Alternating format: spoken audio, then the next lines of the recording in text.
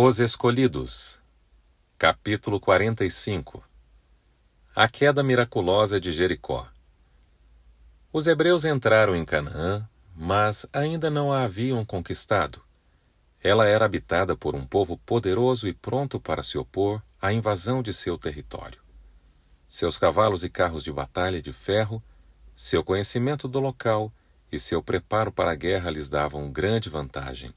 Além disso, o país era guardado por cidades grandes com muros que vão até o céu. Deuteronômio 9, verso 1. No conflito que tinham à frente, Israel poderia esperar por sucesso unicamente na certeza de uma força que não lhe pertencia. A grande e rica cidade de Jericó estava localizada apenas a uma pequena distância de seu acampamento em Gilgal. Protegida por fortalezas maciças, essa orgulhosa cidade desafiava o Deus de Israel. Jericó era dedicada especialmente a Astarote, a deusa da lua. Ali se reuniam todos os aspectos mais imorais e degradantes na religião dos cananeus. Com os terríveis resultados de seu pecado em Bet-peor, ainda vivos na memória, o povo de Israel apenas pôde olhar para essa cidade pagã com repugnância e horror. Josué considerou a invasão de Jericó como o primeiro passo para a conquista de Canaã. Retirando-se do acampamento para meditar e orar, Josué avistou um impressionante guerreiro armado, empunhando uma espada. A pergunta de Josué: "Você é por nós ou por nossos inimigos?" O guerreiro respondeu: "Venho na qualidade de comandante do exército do Senhor." Josué 5, versículo 13 e 14. O misterioso estranho era Cristo, o exaltado ser. Cheio de temor e respeito, Josué caiu sobre o seu rosto e o adorou. Então ouviu esta promessa: "Saiba que entreguei nas suas mãos Jericó, seu rei e seus homens de guerra." Josué 6, verso 2. E recebeu instruções para conquistar a cidade. Em obediência à ordem divina, Josué convocou os exércitos de Israel. Não deveriam fazer nenhum ataque, mas apenas caminhar ao redor da cidade, carregando a arca de Deus e tocando trombetas. A arca de Deus, rodeada pelo brilho da glória divina, era carregada por sacerdotes vestidos nos trajes especiais para exercer sua sagrada função. O exército de Israel seguia. Essa era a comitiva que circundou a cidade condenada. Não se ouvia som algum, a não ser os passos daquela grande multidão e o toque solene das trombetas, ecoando pelas colinas e ressoando pelas ruas de Jericó. Admirados e alarmados, os vigias reportaram tudo às autoridades. Quando viram aquela multidão poderosa marchar ao redor da cidade uma vez por dia, com a arca sagrada e os sacerdotes assistentes, o mistério da cena aterrorizou o coração dos sacerdotes e do povo. De novo inspecionaram suas fortes defesas, certos de que elas seriam capazes de resistir ao mais forte ataque. Muitos ridicularizavam a ideia de que qualquer mal lhes pudesse acontecer por meio daquelas demonstrações incomuns. Outros ficavam aterrorizados ao observar a marcha a cada dia. Eles se lembravam de que no passado o Mar Vermelho se abrira perante esse povo e que uma passagem tinha acabado de ser aberta para eles no Rio Jordão. O método simples de Deus. Durante 6 dias Israel fez o circuito da cidade.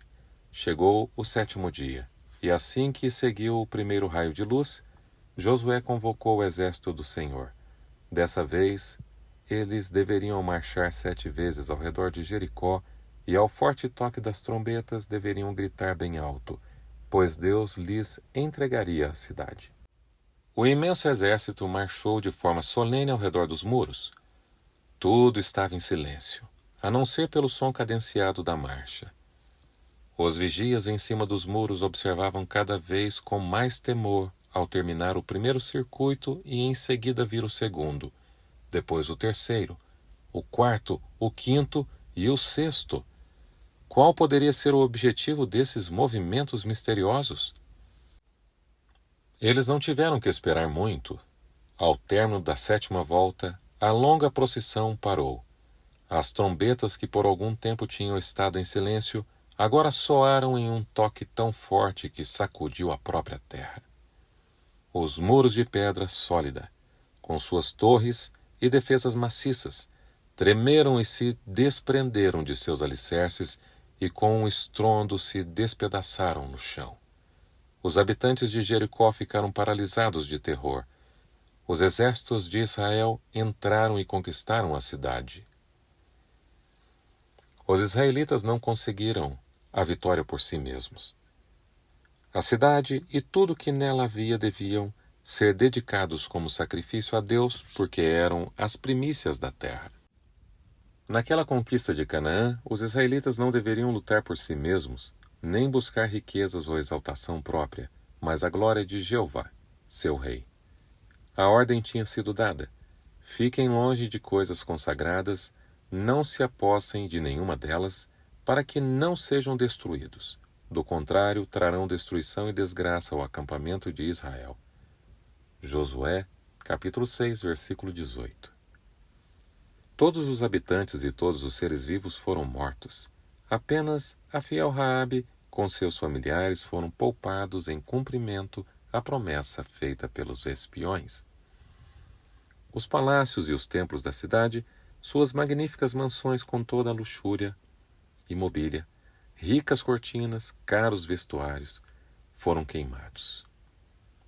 Aquilo que não pudesse ser destruído pelo fogo, toda a prata, todo o ouro e todos os utensílios de bronze e de ferro, Josué 6,19, deveria ser dedicado ao serviço do tabernáculo. Jericó nunca deveria ser reconstruída como fortaleza.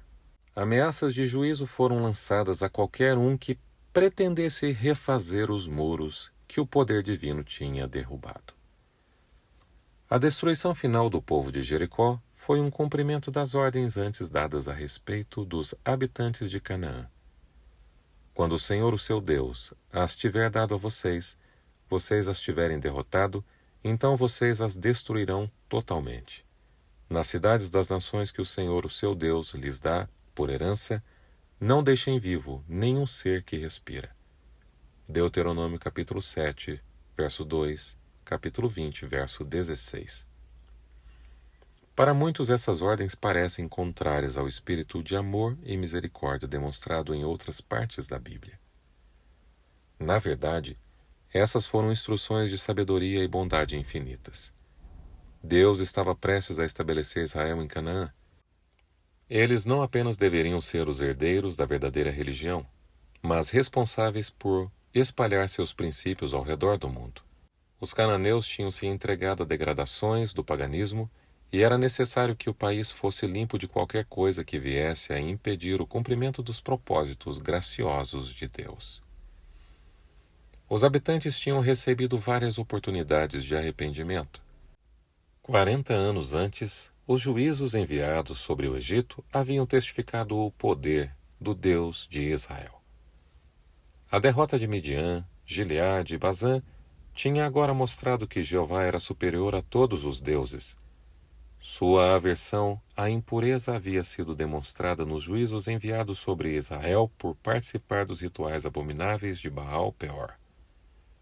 Os habitantes de Jericó sabiam de todos esses eventos. Embora eles tenham se recusado a obedecer, muitos partilhavam da convicção de Raabe, de que o Deus de Israel é Deus em cima nos céus e embaixo na terra. Josué capítulo 2, verso 11. Assim como o povo antediluviano, os cananeus viviam apenas para blasfemar do céu e contaminar a terra. Tanto o amor quanto a justiça exigiam que esses rebeldes a Deus, inimigos da humanidade, fossem destruídos. Pela fé, caíram os muros de Jericó. Hebreus 11, verso 30. O comandante do exército do Senhor se comunicou apenas com Josué e não com o restante da congregação. Cabia a eles crer ou duvidar das palavras de Josué. Não poderiam ver o exército de anjos que os acompanhava sob a liderança do Filho de Deus. Eles bem poderiam ter pensado: que ridículo! Marchar todo dia em volta dos muros da cidade, tocando trombetas de chifres de carneiro. Isso não pode fazer nada contra aquelas fortalezas enormes. Entretanto, Deus desejava impressionar a mente do povo com o fato de que a sua força não estava na sabedoria ou no poder humanos, mas unicamente no Deus de sua salvação. O Senhor fará grandes coisas por aqueles que confiam nele. Se eles puserem sua inteira confiança nele e lhe obedecerem fielmente, Deus ajudará seus filhos fiéis em toda emergência. Derrota em Ai. Logo depois da queda de Jericó, Josué se preparou para atacar Ai, uma cidade pequena em meio às colinas, a poucos quilômetros a oeste do Vale do Jordão. Espiões relataram que havia poucos habitantes e pouca força seria necessária para conquistá-la. A grande vitória que Deus concedeu aos israelitas fez com que eles confiassem em si mesmos. Fracassaram em perceber que apenas o auxílio divino poderia garantir a eles o sucesso. Até mesmo Josué fez seus planos para a conquista de Ai sem buscar o conselho de Deus. Os israelitas começaram a olhar para seus inimigos com desdém. Esperavam uma vitória fácil e pensaram que 3.000 homens seria o suficiente para conquistar o lugar. Marcharam quase até a porta da cidade, apenas para encontrar uma forte resistência. Tomados pelo pânico diante do grande número de inimigos bem preparados à sua frente, fugiram em confusão ladeira abaixo. Os cananeus perseguiram os israelitas desde a porta da cidade e os feriram na descida. Apesar de o prejuízo ter sido pequeno no que diz respeito a números, 36 homens mortos. A derrota foi desanimadora. O povo desanimou-se completamente. Josué capítulo 7, versículo 5. Josué reconheceu nessa derrota uma expressão do desagrado de Deus. Angustiado e apreensivo, com as autoridades de Israel, rasgou as vestes, prostrou-se rosto em terra diante da arca do Senhor, cobrindo de terra a cabeça, e ali permaneceu até a tarde. Josué capítulo 7, versículo 6. Ah, soberano Senhor, clamou, por que fizeste este povo atravessar o Jordão? Foi para nos entregar nas mãos dos amorreus e nos destruir? Que poderei dizer, Senhor, agora que Israel foi derrotado por seus inimigos? Os cananeus, os demais habitantes desta terra, saberão disso.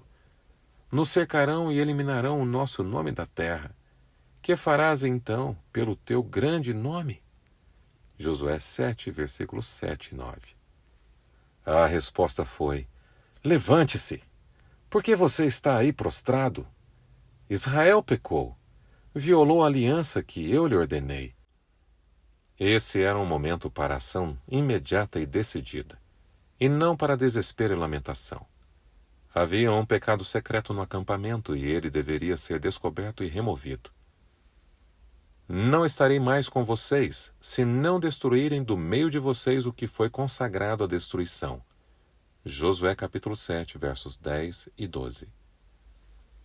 Nação afetada pelo pecado de uma família. Um dos escolhidos para executar o juízo de Deus havia desobedecido à sua ordem. E a nação foi responsabilizada pela culpa do transgressor. Apossou-se de coisas consagradas, roubou-as, escondeu-as e as colocou junto de seus bens. Josué capítulo 7, verso 11. A sorte deveria ser lançada para detectar o culpado. Isso levou algum tempo, deixando a questão em dúvida para que o povo sentisse a sua responsabilidade e fosse levado a examinar o coração e se humilhasse perante Deus. De manhã bem cedo, Josué reuniu o povo e deu início à cerimônia solene e impressionante. Passo a passo a investigação prosseguiu. Mais e mais perto se aproximava a terrível prova. Foi indicada primeiro a tribo, depois a família, e então a casa, a seguir o homem, e o dedo de Deus apontou a Cã, filho de Carme, da tribo de Judá, como o perturbador de Israel. Em seguida, de modo solene, Josué ordenou que Acã admitisse a verdade. Esse homem miserável fez uma confissão detalhada do crime. É verdade que pequei contra o Senhor, o Deus de Israel. O que fiz foi o seguinte: quando vi entre os despojos uma bela capa feita na Babilônia, 2,4 kg de prata e uma barra de ouro de 600 gramas, eu cobicei e me apossei deles.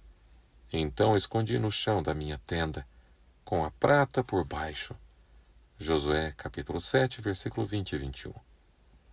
Mensageiros retiraram a terra do lugar indicado e lá estavam escondidas as coisas com a prata por baixo. Retiraram-nas da tenda e as levaram a Josué. E as puseram perante o Senhor. Josué capítulo 7, verso 22 e 23. Por que você nos causou essa desgraça? Disse Josué. Hoje o Senhor lhe causará desgraça. Por ter sido o povo responsabilizado pelo pecado de Acã, sofrido suas consequências, todos deveriam tomar parte em sua punição. E todo Israel o apedrejou. Josué 7, verso 25. No livro de Crônicas, está escrito a sua memória. O filho de Carme foi Acar. Ele causou desgraça a Israel ao violar a proibição de se apossar das coisas consagradas. 1 Crônicas, capítulo 2, verso de número 7. Acã cometeu esse pecado em desafio às advertências mais diretas e solenes e às manifestações mais grandiosas do poder de Deus. O fato de que a vitória de Israel tinha sido alcançada unicamente pelo poder divino, de que eles não tomaram Jericó pela força de si mesmos, deu peso solene à ordem que os proibia de participar dos despojos.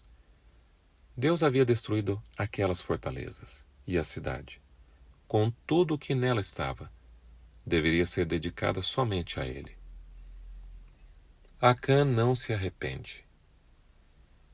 Entre os milhões de israelitas, apenas um homem tinha ousado transgredir a ordem de Deus.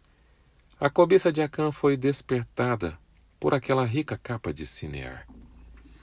Mesmo estando face a face com a morte, ele a chamou de bela capa feita na Babilônia.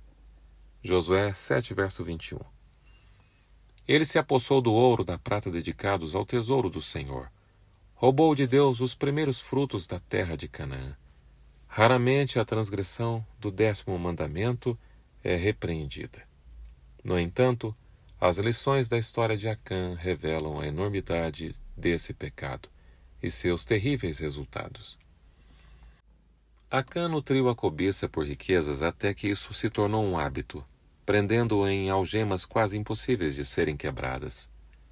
O pensamento de trazer desastres sobre Israel o teria enchido de horror, mas suas percepções estavam tão amortecidas pelo pecado que, ao chegar à tentação, ele caiu como presa fácil. Nós somos proibidos de cobiçar, assim como Acã foi proibido de pegar os despojos de Jericó. Somos advertidos. Vocês não podem servir a Deus e ao dinheiro. Mateus 6, 24. Cuidado! Fiquem de sobreaviso contra todo tipo de ganância. Lucas 12, 15. Entre vocês não deve haver nem sequer menção de cobiça. Efésios 5, verso 3. Temos como exemplo o terrível fim de Acã, de Judas, de Ananias e Safira. Antes de todos esses, temos o exemplo de Lúcifer. Apesar de todas essas advertências, a cobiça está por toda parte. Em todo lugar podemos ver seu rastro pegajoso. Ela cria discórdia na família, provoca a inveja e o ódio do pobre contra o rico e inspira o rico a oprimir o pobre. Esse mal não existe apenas no mundo, mas também na igreja. Mesmo ali é comum encontrar o egoísmo, a cobiça, a negligência da caridade e o roubo a Deus, nos dízimos e nas ofertas. Muitos frequentam regularmente os cultos da igreja, enquanto entre os seus bens estão escondidos lucros ilegais, coisas que Deus amaldiçoou. Por uma bela capa feita na Babilônia, multidões sacrificam sua esperança do céu. O clamor dos pobres e sofredores não é atendido. A luz do Evangelho é desviada de seu caminho, a prática contradiz o discurso cristão. O cobiçoso que se chama de cristão continua a juntar tesouros. Pode um homem roubar a Deus? Contudo, vocês estão me roubando. Malaquias 3, verso 8 diz o Senhor. A diferença entre a confissão genuína e a forçada. Por causa do pecado de uma só pessoa, a desgraça de Deus recairá sobre a Igreja até que a transgressão seja descoberta e removida.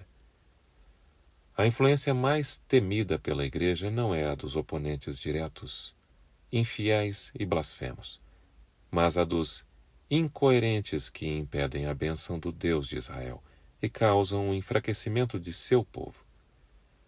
Com arrependimento profundo e exame de coração, cada um procure descobrir os pecados secretos que têm afastado a presença de Deus. Acã viu os exércitos de Israel retornarem de Ai, derrotados e desanimados. Mesmo assim, não se apresentou e confessou seu pecado. Viu Josué e as autoridades curvados em terra, com uma tristeza profunda demais para expressar em palavras. Ainda assim, permaneceu em silêncio. Ouviu o anúncio de que um grande crime tinha sido cometido e ouviu até mesmo de forma clara de que crime se tratava, mas seus lábios estavam fechados. Ele se encheu de terror ao ver sua tribo ser apontada, em seguida sua família e sua casa. Ainda assim não fez confissão alguma até que o dedo de Deus apontou para ele. Quando já não poderia mais esconder o seu pecado, admitiu a verdade. Há uma grande diferença entre admitir fatos após serem comprovados e confessar pecados conhecidos apenas por nós mesmos e Deus. A confissão de Acã serviu apenas para mostrar que seu castigo era justo. Seu arrependimento não foi sincero. Não houve tristeza pelo pecado, nem mudança de propósito, nem aversão ao mal. Da mesma forma, o culpado confessará quando estiver diante do tribunal de Deus, depois de cada caso ter sido decidido, ou para a vida ou para a morte. Um terrível senso da medonha expectativa do juízo arrancará de cada culpado o reconhecimento de seu pecado. Tais confissões, porém, não podem salvar o pecador. Quando os registros do céu forem abertos, o juiz não declarará ao pecador a sua culpa, mas lançará um olhar penetrante e convincente a cada ação, cada atitude tomada na vida, será vividamente gravada na memória do malfeitor. Os pecados por tanto tempo escondidos dos olhos humanos serão então proclamados ao mundo inteiro. O fim do capítulo 45.